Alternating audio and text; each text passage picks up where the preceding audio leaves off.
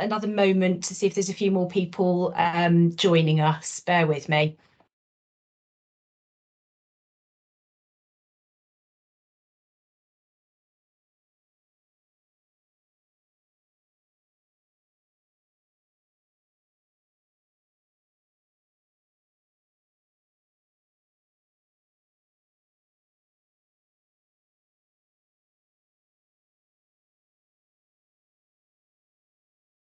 Okay, so folks, I think we'll begin. We may have some other people sort of joining us as we go. But before we start today, first of all, I'd like to introduce myself. My name is Claire Hurley. I'm the Strategy and Implementation Manager for the Good Growth Programme. I'd like to thank you for your time this morning and a very warm welcome to our session today. Just before we begin, just a little bit of housekeeping. I think you would have been notified in the invites, etc. But we are recording this meeting because we would like to make it available afterwards. We do have a very large number of attendees today, so although we are absolutely inviting questions, what we're asking is everybody, where possible, if you could put those in the chat. We'll do our best to answer these as we go, because as well as myself on the call, I also have some other colleagues in the team as well, and we will do our best to answer those. We may not be able to get around to all of them.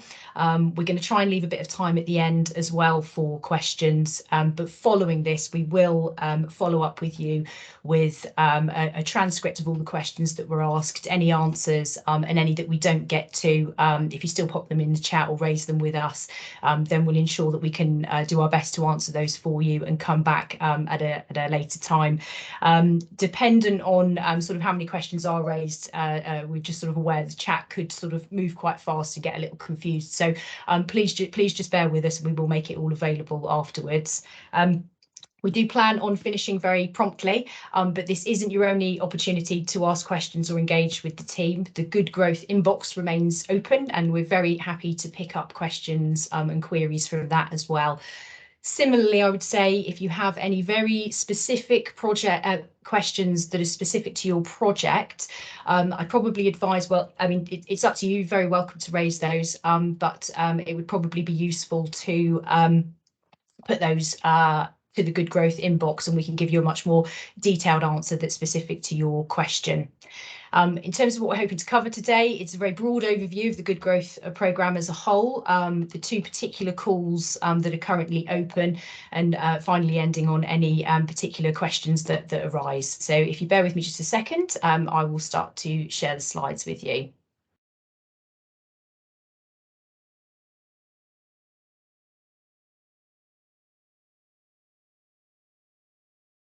Thanks, folks. I'm assuming everybody can happily see those.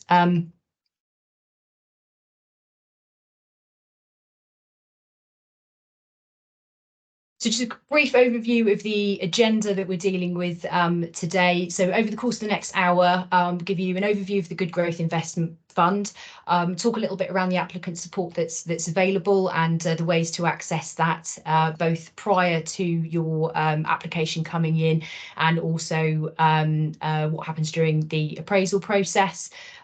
Covering across the two calls that are currently open, the Strategic Business Enterprise Research and Development Infrastructure call and the Town, Rural and Coastal High Street Development and Skills call. And at the very end, also cover off the technical side of things, such as during appraisal and the particular things that we'll be asking you to cover. As I mentioned, we are aiming to finish promptly at 11 o'clock, but we do remain available after this session to continue to work with you. So first off, the Shared Prosperity Fund, there was 132 million allocated to Cornwall and the Isles of Scilly. And what you've got in front of you there is a bit of a breakdown as to how that sort of budget is being allocated across the years, and the revenue and capital splits that are sort of within that. You'll note within that there's a degree of an element of money that's been ring fenced for the Multiply programme. That was part of the ask for Good Growth Hub, and that's focused on adult numeracy. And within that as well is the programme management, which covers all the support that the Good Growth team can provide, as well as helping you navigate through the application and appraisal process as well. Sorry, bear with me if this is a little bit stilted. I'm having a tiny bit of a technical issue this morning as I try and move through all the slides.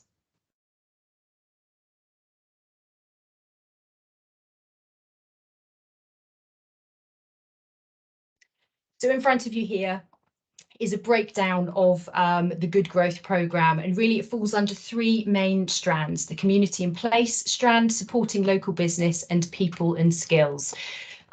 I should note there that the people and skills strand, that's that bottom one in green there, that is not expected to come online until year 3 of the programme. That's because there remains some EU funding for the skills agenda available, and government have asked us that isn't started, that the skills side of the programme doesn't start to be implemented until year 3.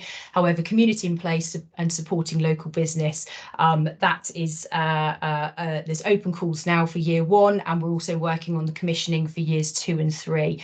The themes themselves are broken down into various activity strands, and you'll see that the two highlighted there are the ones that we're talking you through today, and the ones that for which we're assuming some of you will be putting in applications for the 2nd of December deadline. And just on that, in terms of the 2nd of December deadline, I think it's a good opportunity to remind everybody that these are open calls, and they remain open until I think our last deadline for receiving applications is in August. That's something that I'll probably keep mentioning a couple of times, because it's something that's very important, that although we've got the 2nd of December deadline looming, there is an opportunity in March and there is an opportunity in August for which the team will be reviewing applications. So if you sort of come away from this feeling like you need to do a bit more work on your project, that's very much a good thing. Take the time to do the work on your project, engage with the team, and put yourself in a position where you can work up a much better project in order to meet a later deadline. We're really not expecting for all funding to be exhausted in the first round. However, if that was the case, then we certainly have flexibility within the programme. If we find there's a particularly high level of great quality applications under a particular activity strand, then we would absolutely look to be viring money around the programme and be able to provide better, more funding underneath one particular strand. So moving on to the Good Growth programme, and sort of how did we get here? So Cornwall and Isles of Scilly allocated 132 million by government, and we've got a spend window between now, sort of March, 2022, going all the way to March 2025.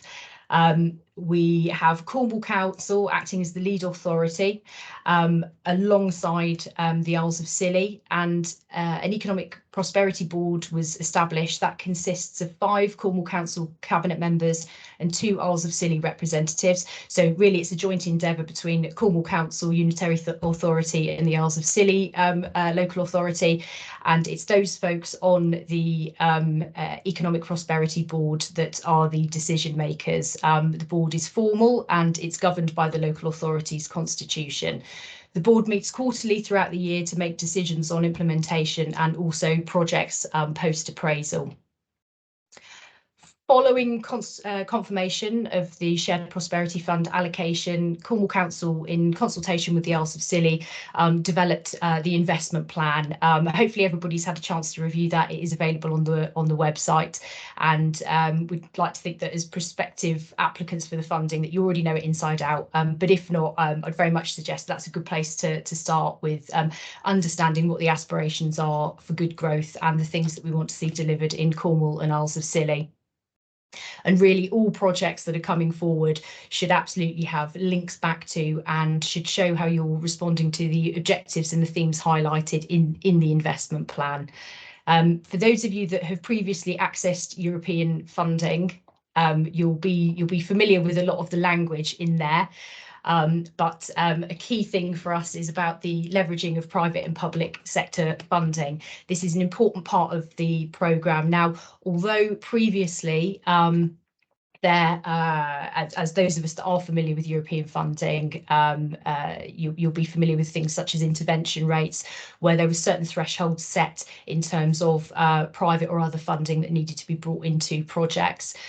We don't have the same restrictions with the Good Growth Fund, which I think is very useful and flexible. However, it does still mean that we want to see value for money with projects and also maximise what this fund can do. So we'd absolutely be encouraging all projects to consider any other match funding from other possible sources that can be drawn into supporting how your project is delivered and really supporting that value for money of your project if you can show that you're able to bring in sort of particularly private sector funding, but other funding is absolutely useful to your projects as well.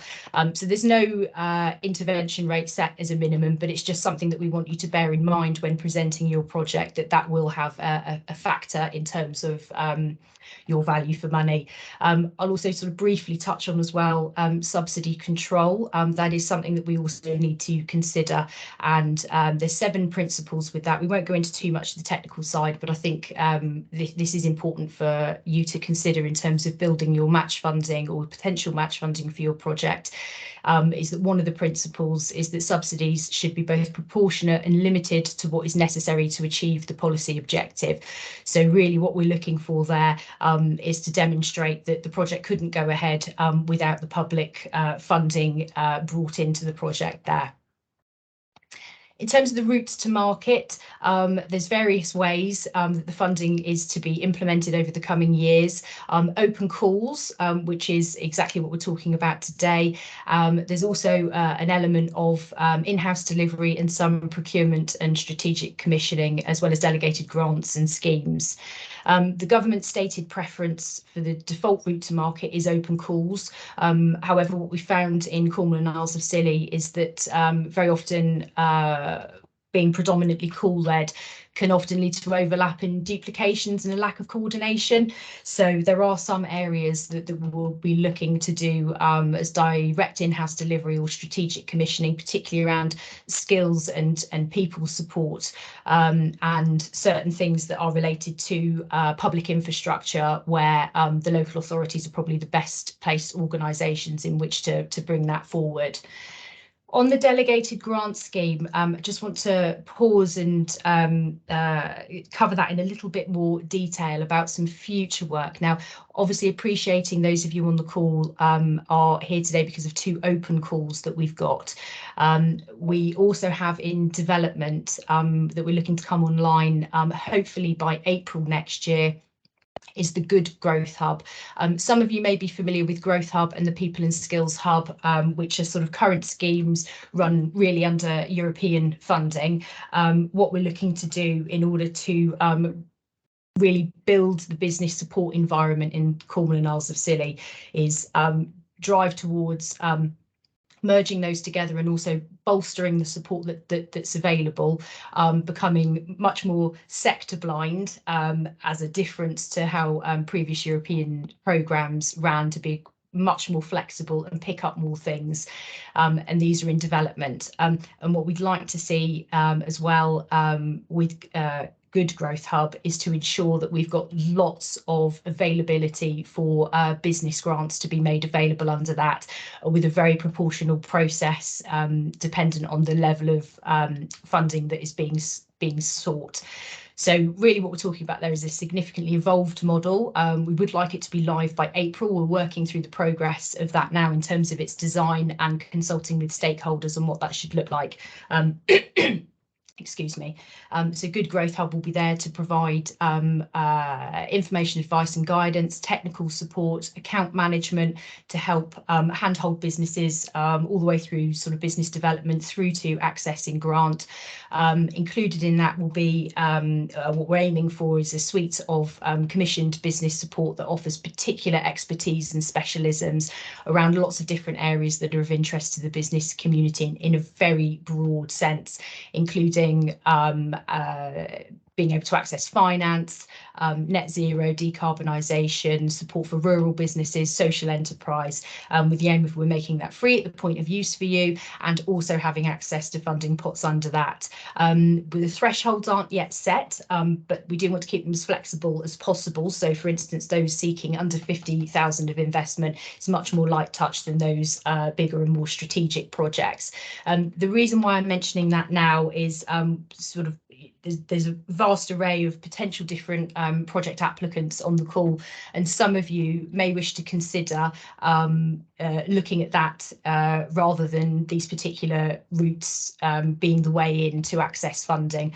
I wouldn't say you need to make that decision now, but it's something to consider, and perhaps have a conversation with the Good Growth Hub team, with the Good Growth team about that.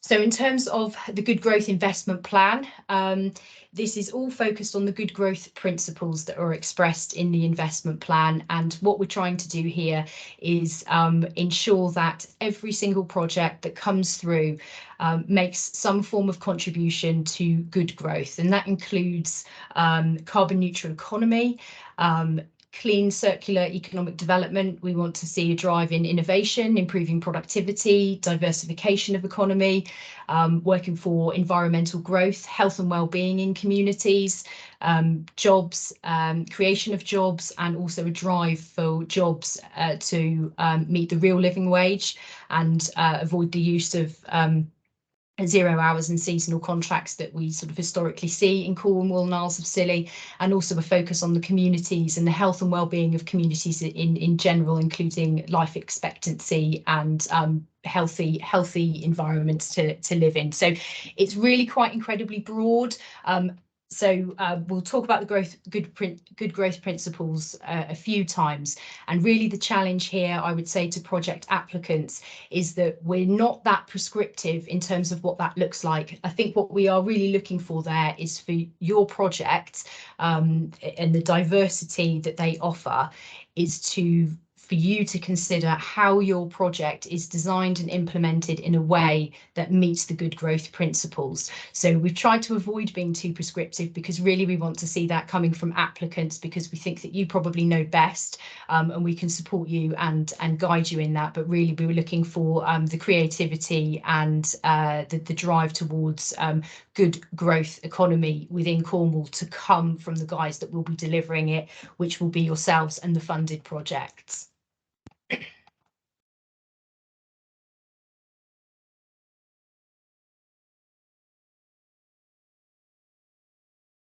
So moving on to the applicant support, and we're just going to sort of do a quick overview of this, and then come on to talking about the calls in a little more detail. In the first instance, we're asking everybody to come into the Good Growth team via the inbox and drop us in an inquiry form. The reason for that, it's just to ensure that we can direct you in the first instance as to which strand we think would be better for you. We want to be clear that this is advisory only, and there's no yes or no decisions made at that time. And if you feel that you're a particular good fit for a strand, or we feel that you're a particular good fit for a strand, you receive the full application, and then you're given the review points for those applications to come in. We'll also note there as well that particularly high value, complex or strategic projects, post-application, we may ask for more information, including a business case from you. However, if that is the case, we will pick that up with you at the time. In terms of who can apply, really that includes local authorities, public sector organisations, higher and further education institutions, private sector business, voluntary organisations and registered charities. I think that pretty much covers everybody. So if you're a legal entity, Cornwall and Isles of Scilly, then you are absolutely eligible. And really then what it comes down to is the quality of your project. And when I say the quality of your project, it's how well you're fitting with what the objectives of the programme are. When you come in from the inquiry form into the triage, that's when you're sort of first accessing the support that will be available. We're also building on with the team. We're sort of a fairly new in-post team and still working on bolstering the resources and support that is available. But the team is there, and if you come in, we can do sort of that first signposting and guidance for you, and including directing you to any existing resources that we have available, and we are also building those as well.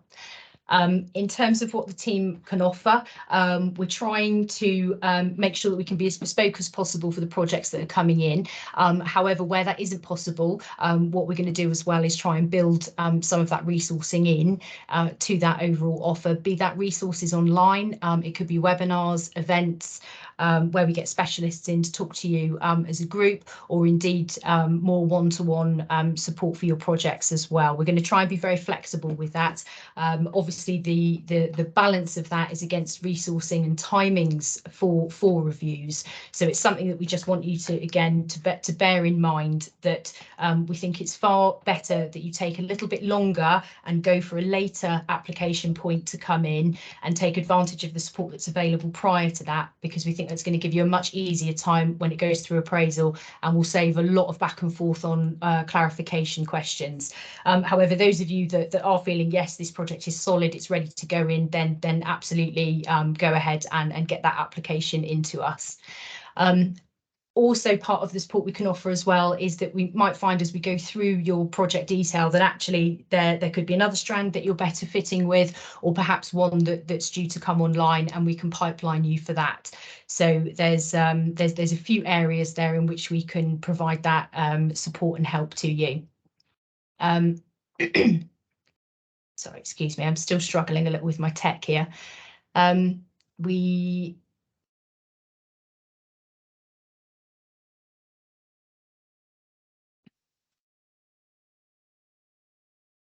Sorry, apologies, folks. Here we go. So moving on into the particular calls that we're looking at today. The first one here is the Strategic Business Enterprise Research and Development Infrastructure. It's quite a lofty, large title there, which covers quite a lot. I think really that's one of the benefits of Good Growth Hub, is that part of the response for SPF was that we wanted to build on what all the European funding had achieved, but also try and go about it in a way that removed some of the restrictions that some of the European programmes, I say restrictions and silos. So I think what you will find in a lot of the calls there is they've got very broad, lofty titles, in which case we sort of invite you to look a little bit more into the detail of those to understand if this is the right call for you. This particular one, there is 18.7 million available. That's available now and right up until March 2025, and we've got our sort of first review point here for the 2nd of December. There's another one in March and another one in August as well, and we really are not expecting 18 million to be committed under the first call. It's extremely unlikely, so we don't want anybody to worry if you come away this morning thinking you'd actually rather take a little bit longer to work on your application. That shouldn't in any way prevent you from, if it's a fundable project, accessing that funding at a later date. Indeed, we know at programme level, if we find that there is particular oversubscription to any particular activity and there are really good quality projects coming through, we will absolutely consider viring money around the programme in order to support and best respond to what is happening. Now, with this one, the kind of activities that we're looking for under this investment opportunity, and really these are sort of suggestions and examples, and again we're encouraging applicants to consider their projects, and what we don't want projects to do is design a project to meet an output or a particularly prescribed standard that you might have spotted and design a project to that. What we would much rather see is well-designed, good quality projects that help support good growth, and you can identify your own outputs in that, and the good growth outputs as prescribed should fall out of that. We really, the emphasis is on well-designed quality projects that are deliverable. But the kind of activities that we're looking for under this investment opportunity should seek to address things such as the green industrial revolution in Cornwall, any unique opportunities that your particular sector might offer, clean energy, geo-resources. There's particular sector specialisms there. We'd love to see projects coming out of any of those strategic sectors.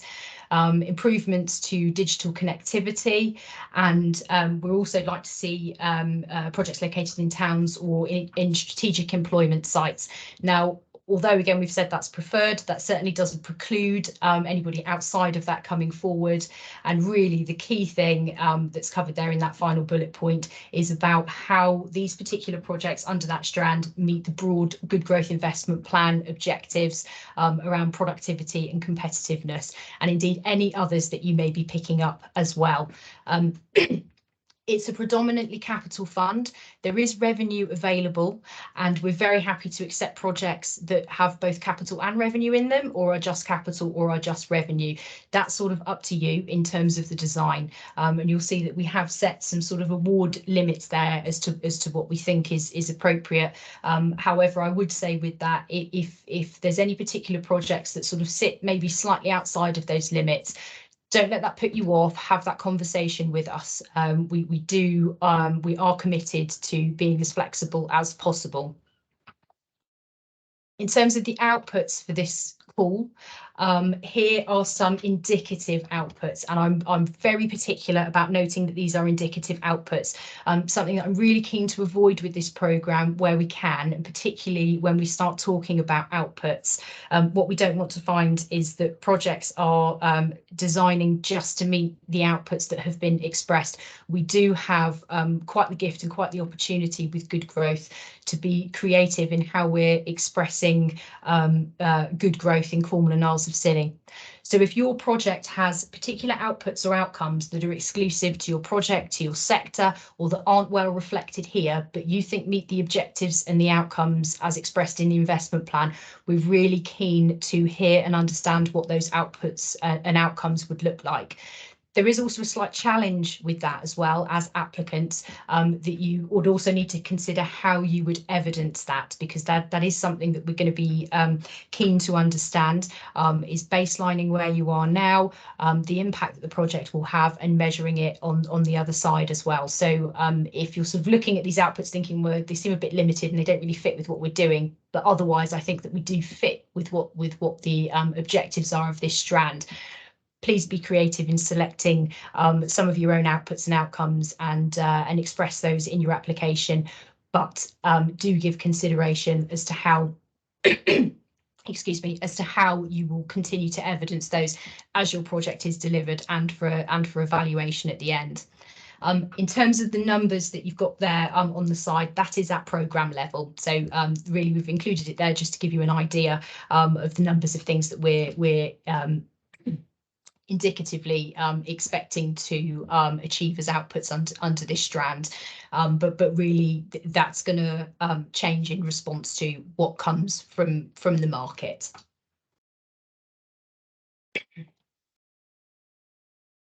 So moving on to the next call, which was under the BUS006 activity strand. So that's Town, Rural and Coastal High Street Development and Skills. Again, a very broad, lofty title. This has a total of 4 million available, again, predominantly capital led, but also with a revenue allowance in there as well. And what we're looking for there is retail, non-retail businesses and property owners and developers within towns, rural and coastal and island settlements. And what we're really looking for there is regeneration efforts and also productivity of businesses located on our high streets and other neighbourhood shopping areas, and also in terms of how we can increase footfall within settlements of where you are. Some of the activities that we suggest could be funded underneath that. Again, it's that push for net zero, encouraging job creation and real living wage. And we also want to make sure that all communities and businesses are able to access the opportunities through this fund. We're also looking as well at potentially feasibility studies under this. I think we found historically that a lot of rural and coastal areas, particularly around high streets, there can be some great ideas, but they need to be further developed, they need to be tested, need a bit of a strategy around it, and all that pre-development work needs to happen before you have, say, fundable capital projects. Well, this is a great strand to access in order to do some of that pre-development work. So we certainly suggest that's something worth looking at if you have sort of not quite a project yet, but some feasibility work is needed, and as it relates to town, rural and coastal high street strand, certainly consider looking at this fund for that. Again, in terms of the outputs on that, this is at programme level. Sorry, apologies, I think I've got the wrong one there.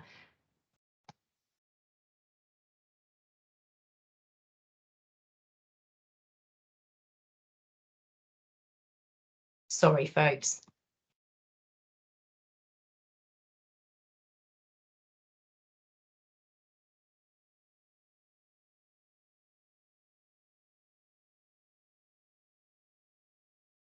Apologies, folks, that's a repeat slide. I'm very sorry. We'll make sure in the slide pack that is shared with you that we've got the proper outputs and outcomes in there. However, the main thing is that we want to cover is the same as exactly as we've said under BUS1, under BUS6 rather, is to have a look at those outputs and treat them as indicative. We are looking for project specific ones as well that best suit what you're trying to achieve.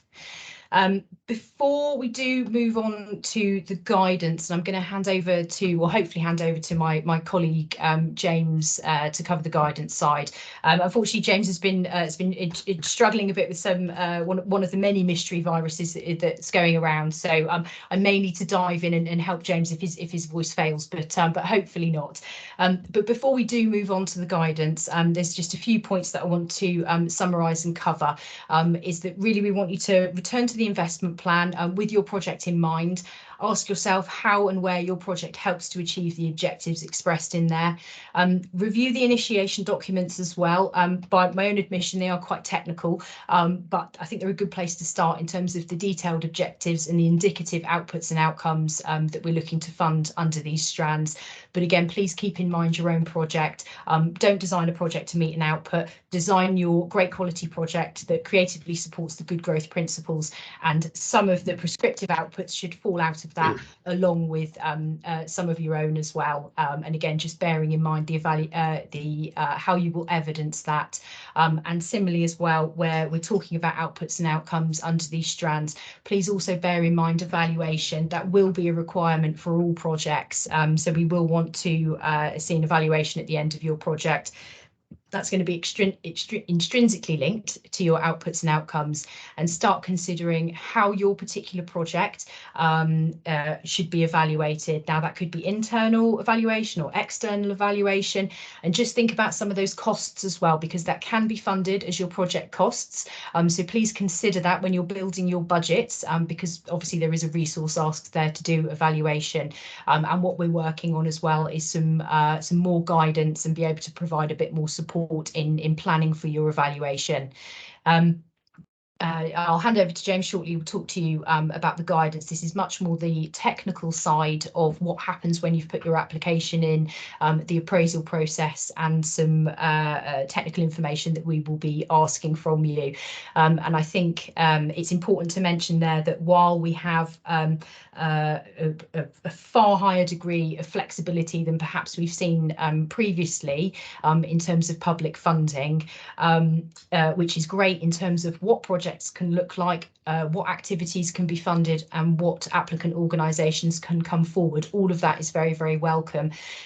We should also always bear in mind that this is still the spending of public funding, and there are certain things that are that govern that, including financial regulation and legislation. So we're going to try and cut down as much of the red tape as we possibly can, but there will still be certain elements that we'll be expecting applicants to meet and provide information on. So we just want to make sure that that's highlighted, to remember that the true flexibility lies in what we can fund and how we can fund it, but you will still be expected to provide paperwork, as it were, as you would have to do with any other project as well. So on that, thank you for listening to that moment, and we will take questions afterwards as well, but I'll just hand over to my colleague James now to pick up from guidance. Thanks, James. Thanks, Claire, and hopefully my voice will hold out. Been a bit croaky with this cold.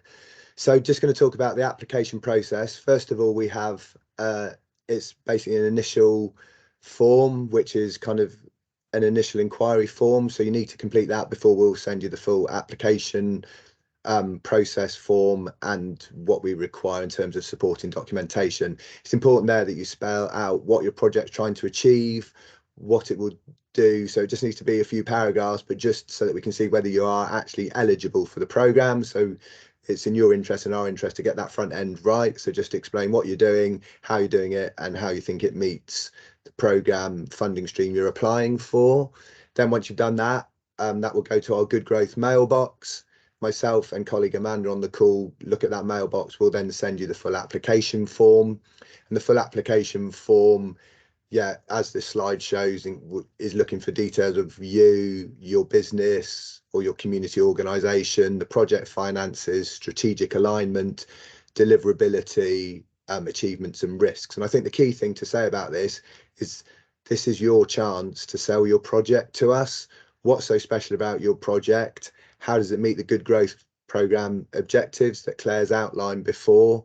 And how does it meet the specific requirements of the funding stream you're applying for, which is in an initiation form? Again, this is all on the Good Growth website, so have a look at that, and that's how you should tailor your project application to us.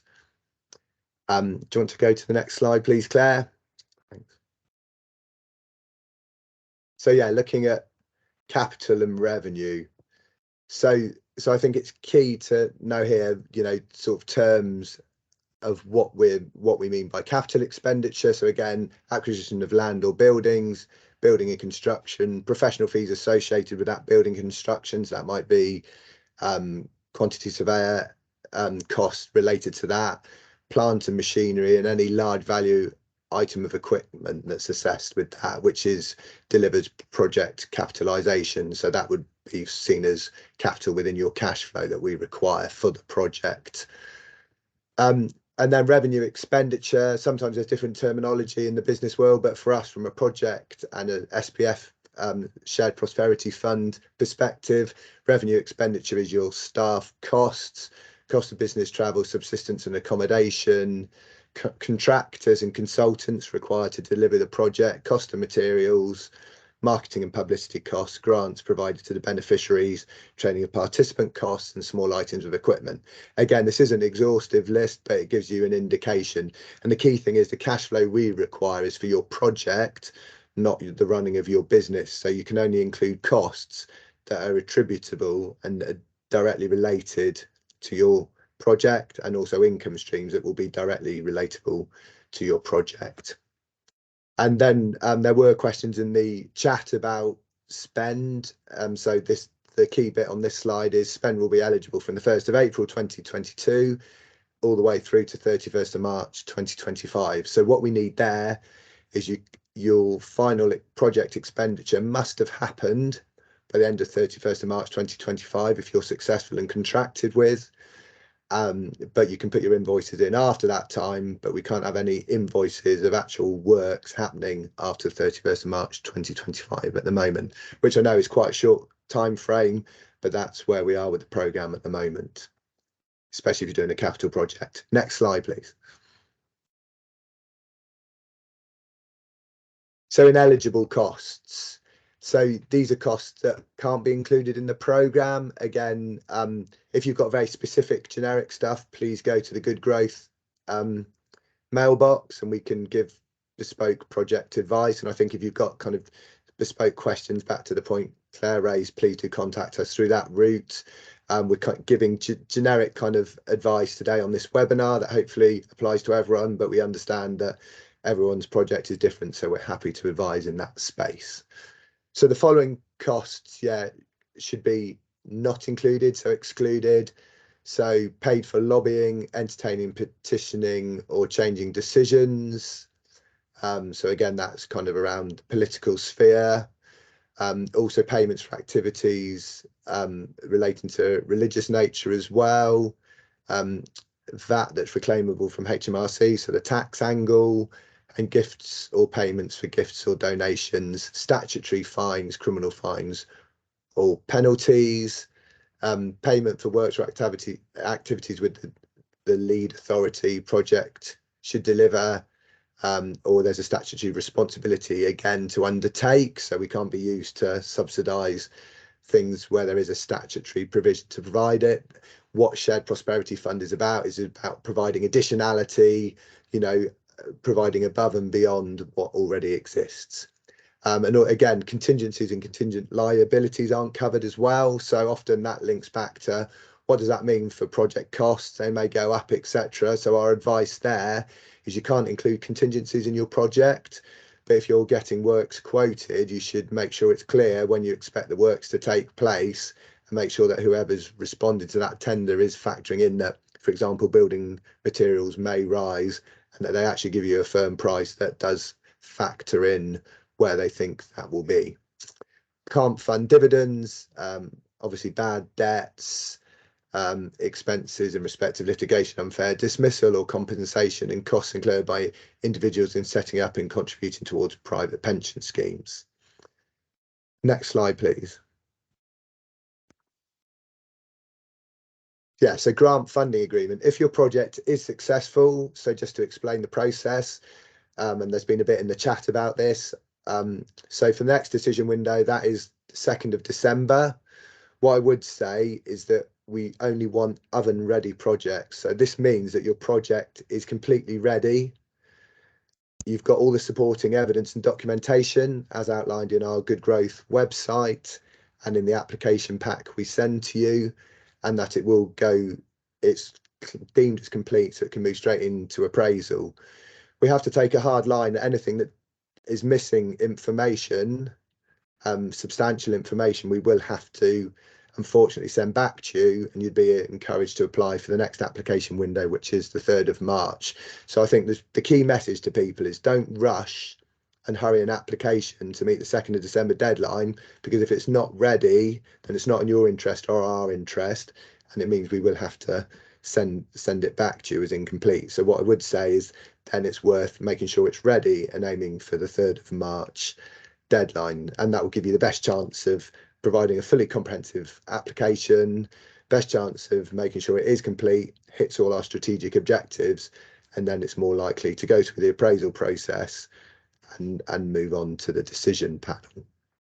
So please do bear that in mind on what application window you're aiming for, and then there's also a further application window as discussed at the beginning of August as well for this funding. So really do make sure that you've got everything thought through. It's a full, comprehensive, detailed application, and then submit it to us by your chosen deadline within that time frame. Yes, the grant funding agreement is available on the Good Growth website to review. And this is obviously if your project is successful, it's gone through appraisal, been put to the panel, and they like your project and have endorsed it meeting with strategic aims and objectives. Then you will get offered a grant funding agreement, and you must review and sign this. This is the legal contract that you're signing up to, and in respect for that public funding, there will be prepayment conditions you need to adhere to, and also project specific conditions and outputs that you're signing up to. And this is key. So working backwards, when you are pulling your project together, do make sure that any outputs or any outcomes you think your project will deliver are realistic and achievable, because you will be held to deliver them as part of that contractual process. And the GFA will include your application supporting documents. So that's back to what you have presented as you expect to achieve with your project.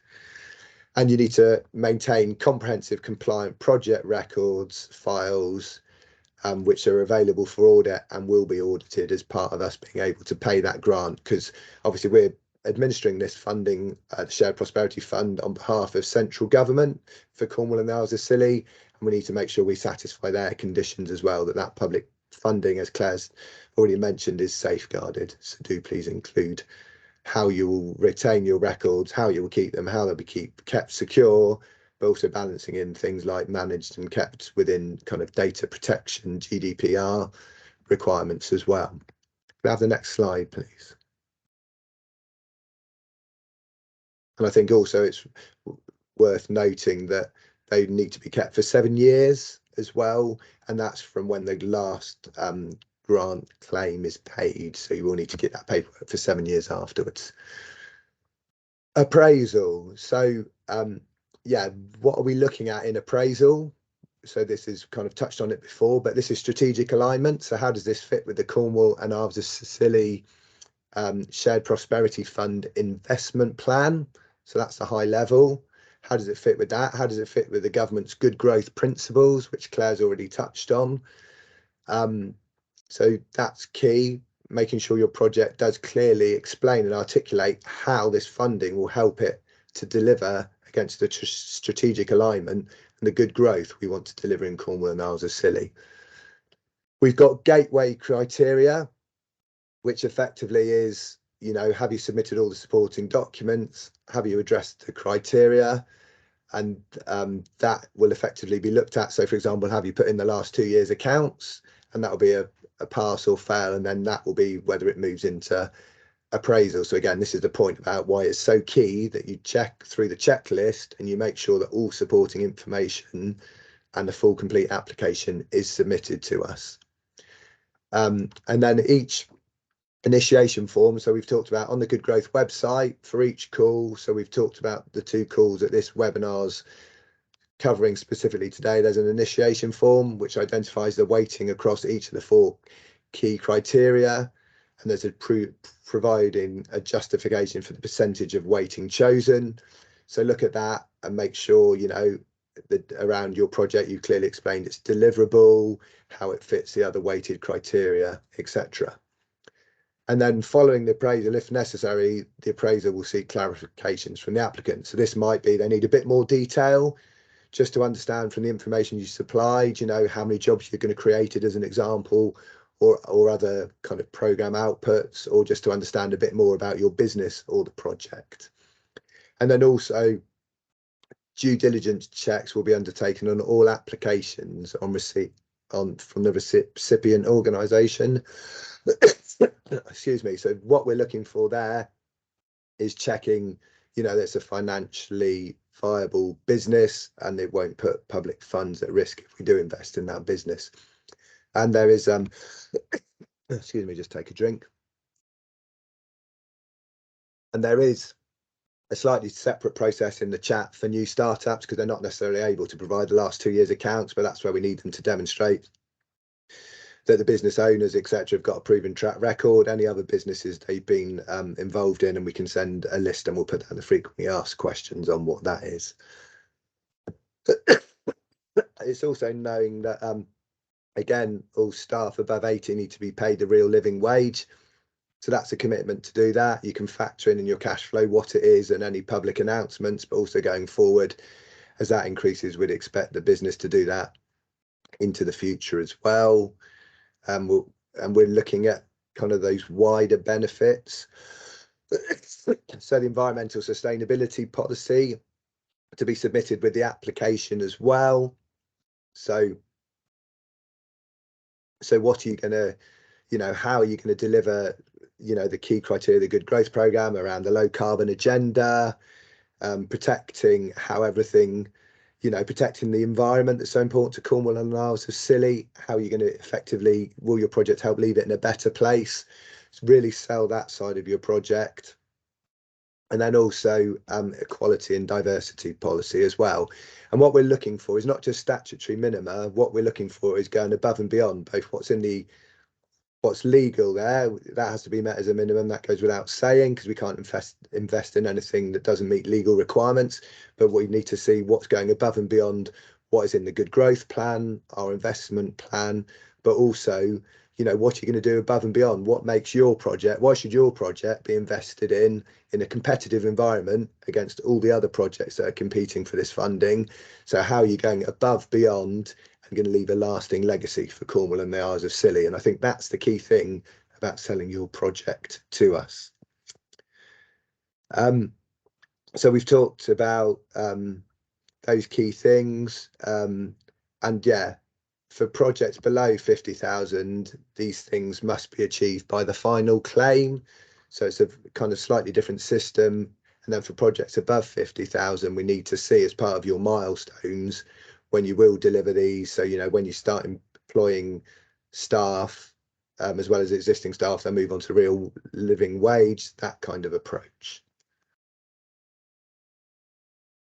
Okay, so next slide, please. James, would you like me to dive in there? I'm worried You about can your do. voice. I am getting a bit croaky. Thank you. No worries at all. I'll pick up from here. Moving on to subsidy control and VAT. So subsidy control, again, some of you may be familiar with this, or rather you'll be familiar with state aid as it was under the European rules. Now what we have is UK subsidy control. It's been an emerging bit of legislation, but now is in place. And really what this does is it's about the control of public funds and how they're distributed. We will work with applicants to understand whether or not what the funding is. Does it constitute as a subsidy, or does it not meet all the principles, in which case it's absolutely fine. Obviously, that is a technical legal area, and we are available to support with that. In order to assess subsidy control, we may need to ask for additional information, but I think there's sort of a key thing there, a sort of rule of thumb. It'll be about projects being able to demonstrate the market failure and the need for public intervention in order to see the project happen. So again, it's just sort of something to bear in mind. Probably won't invite you to sort of look in detail at the legislation unless you're that way inclined, but instead just sort of bear in mind value for money, and that the public funding that is sought is the minimum that would be needed in order to see this project happen. And other than that, we will pick that up with you. In terms of VAT, I think this was sort of mentioned previously, and I don't think this should be really of any surprise to anyone that's accessed public funding before. But if you are able to reclaim the VAT from HMRC, then that will not be funded. So please do bear that in mind. For those of you that are VAT registered companies, make sure that your project costs are being constructed net of VAT. Now, I do also appreciate that sometimes there's particular structures and VAT implications. Again, if you do find yourself in that situation, I think what I'd say the best advice is to come to us first. But just that general rule of thumb there, if you can reclaim the VAT, then that should not be appearing in your project costs. On the procurement side, obviously this is important because it's the spending of public funds, and I think we do have some procurement advice on the website, but also we want you to consider as an organisation what your procurement policy is as well. We think the private sector has a little bit greater degree of flexibility than the public sector does, but we will be reviewing and looking at your procurement policy because we do want to make sure that sort of meets minimum standards. I would also say as well that's in terms of your procurement policies as you have as an organisation, also give some thought to what your procurement strategy is for your project as well. We do believe that is an area that can often be overlooked, but can also offer opportunities to show meeting of the good growth principles. You know, perhaps that could be weighting a scoring towards a local supply chain. Perhaps there's a preference to use local supply chain. Starts to sort of move into sort of, we've got the money in Cornwall and Isles of Scilly and keeping the money in Isles of Scilly. So procurement, I think it can often just sort of be treated as sort of meeting minimum thresholds, but we would really encourage projects to consider your approach to procurement for good growth funded projects, and really consider whether or not your approach to procurement and the benefit that could offer towards the good growth principles. In terms of claiming, because I think it's going to be something that everybody's interested in post-grant funding, that's to be on a quarterly basis, and we will be expecting evidence of your expenditure and your defrayal, unless we've sort of otherwise agreed that with you, and your claims will be picked through in terms of ensuring eligibility. So again, I think it was sort of mentioned briefly before, but really this is sort of putting the responsibility on project applicants to ensure that you're keeping good records and your own audit trail on or how you're compiling your claims. It just sort of makes it easier for everybody going through, and also putting your claims together in terms of the staff costs and overheads as well. And we're looking to issue payments sort of as quickly as possible. This is just a quick canter through on the claiming side, and we will absolutely, for all successful applicants that in receipt of grant funding agreements, we will do separate sessions with them in a bit more detail, because we don't just want to sort of drop a form in your inbox and leave you flailing around in terms of how you evidence that. So we'll make sure that's done sort of pretty early after grant funding agreements are in place, to make sure that we can help you set up from the start, so that we can make that claiming process much easier and smoother for all of you. Now, project change requests. We all know that we start off on projects and then things happen, and lessons are learned, or risks come into play, or any manner of other things that can impact the progress of a project. Now, the good thing is that is recognised, and there is opportunity to make changes to projects as they go.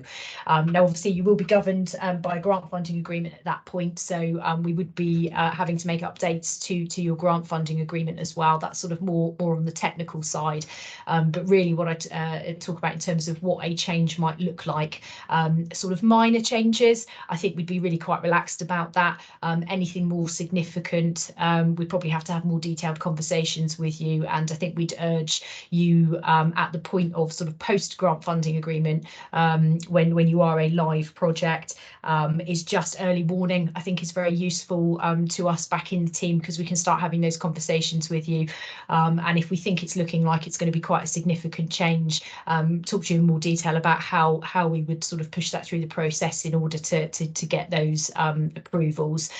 We've tried to put in sort of nominal thresholds there in terms of what constitutes a significant change. Obviously, we're doing this at programme level. Each project is unique, so we're going to use those thresholds sort of as a guideline, but hopefully that sort of gives you some confidence if you do find that your projects are having to experience change. It will start to give you an idea of whether you think this is something that's going to take sort of quite a bit of process to get agreed, or whether you think it's something that can be easily managed. And again, I think the real emphasis there is to sort of, once you're live and up and moving, as part of the monitoring, just sort of keep us updated on that. Moving on to monitoring and reporting, obviously an absolutely key thing of all the funding is the sort of the more technical side of ensuring that money is being spent as it is supposed to have been spent in terms of eligibility. But much more important on that is us telling us how your project is going in terms of meeting the milestones, etc. So we will, in terms of monitoring, use that as sort of a bit of a barometer of project health as well, if there's sort of continual slippage against milestones, and we don't mean that sort of as in a a way to sort of prevent you making progress, but more really to understand if actually perhaps we need to do a project change request, or perhaps you need some additional support brought in to help keep the project on track. And in terms of the reporting that will be expected, obviously the claims and financial information is one thing. We would also like information against sort of progress towards outputs and outcomes. Obviously, we're not expecting those to all have been achieved until the project is concluded, but some sort of monitoring and reporting information on that as you go will be useful. And all projects providing the monitoring and reporting information, that is all gathered together centrally and is reported back to government at programme level as well. So again, as I mentioned with the claim process, we will also make sure that we do some sessions with successful applicants on the monitoring side as well. And again, I think that touches on what we were talking about, or what I mentioned in terms of outputs. And if you have project specific outputs, we'll ask you at the beginning to set out how you're going to monitor evidence and report on those, and that will be incorporated into your monitoring and reporting as well. And sort of at the very end, but still very important, is the branding and publicity. Again, those of you that have accessed funding before will be quite familiar with this, but those that haven't, basically this is an ask of the various funders that are involved in this, that any branding and publicity that your project does adheres to the branding and publicity guidelines, which are available online, and sort of in its simplest form, it's ensuring that sort of logos are appearing in the right place, but we can certainly talk in a bit more detail about individual projects for any particular branding and publicity requirements, but it's just something to bear in mind when you're promoting your project.